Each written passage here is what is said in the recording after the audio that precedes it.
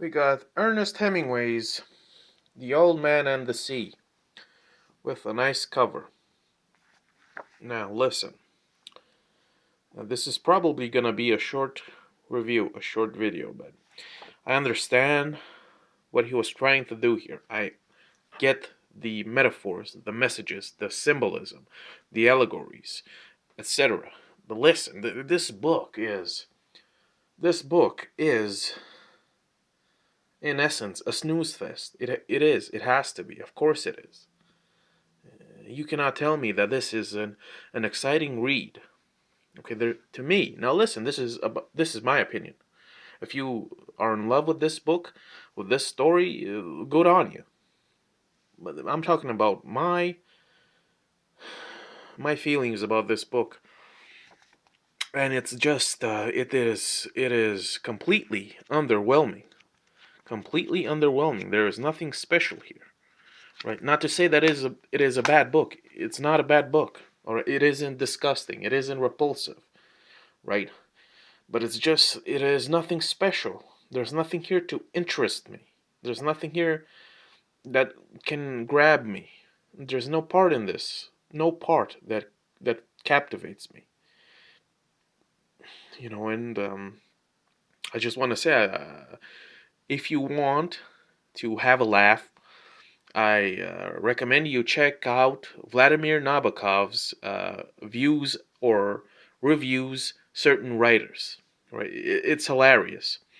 But he says something about Hemingway, like he's all about bells, balls, and bulls, and there's a little jab at the old man and the sea there that you will enjoy if you check it out. But anyway, back to the book. Listen, listen, listen. The characters. It's only the old man, obviously. The kid, who cares? Nobody cares. And then the story. I mean, it's a cute little story, of course. I get what he was trying to do and say. And of course he does it fabulously, but of course it is still a dull story. It's still a dull story. All right? The old man that keeps on struggling, that he is behind the times, his prime is over. He is in the twilight of his last breath, right? His youth is gone, right? He isn't the man that he used to be in his prime, of course, but he keeps on struggling. He keeps on going on, and by the end, it might cost him his life. We don't really know, but this is, of course, the tale about the old man that he is on his last breath, and he keeps on persisting, determined to demonstrate that he is not finished, not yet at least. Of course, and he fights nature itself. He almost fights, the God, the universe. In a way, he keeps on fighting. And in part he succeeds, and in part he fails, obviously, because of course he catches the big fish and the sharks come, and he really doesn't have a lot to show for it, right? But of course, I think the old man is satisfied in the end, and he goes to bed. And even if he doesn't wake up anymore, he proved, maybe not to others, but he proved to himself that he still had it. He still had it. Right now he can go and rest, which is a beautiful thing. It's a beautiful message. It's a beautiful story. But yet again, I mean, yikes, right? This is not something that you pick up over and over again and you keep on reading over and over again. It's just that simple, right?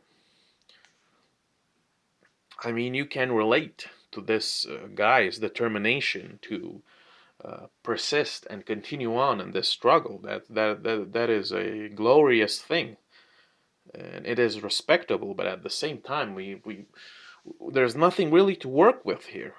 We got a boat, we got an old man, we got the ocean, we got a fish, we got sharks, we got the old man mumbling to himself a lot, etc. you know,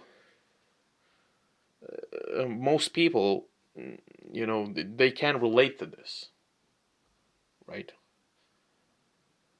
At best, they see the old man trying to catch a big fish. Some might see the underlying messages here about continuing on, even though the struggle seems hopeless, right? Because he's not trying to prove to other people that he still got it. He's proving to himself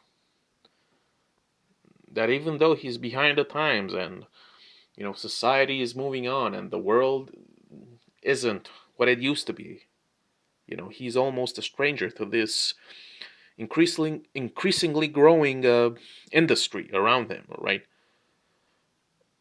He might be the last of his kind, right? He's the old guard that's slowly disappearing, of course. And that's a sad thing. It's a sad thing, right? Yet again, this book is not bad. It is not appalling. It is, in its way, it is beautiful, right? It is a beautiful book for the messages that it sends and what it strives to transmit to the reader, right? And in a way, you kind of feel bad for the old man. You kind of understand his struggle, and you cheer him on, right?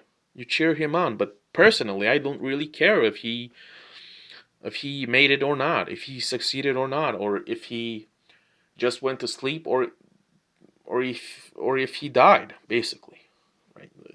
I'm not invested in his character, in his saga. But that's just me, all right? If you love this book, that's great.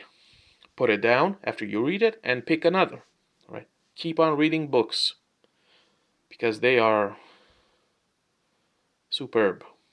Reading books, it's just, it's an experience, a journey in of itself, right? And that's about it. The Old Man and the Sea, Hemingway. Not his best, maybe, maybe not his best, but still worth a read, at least. And that's about it.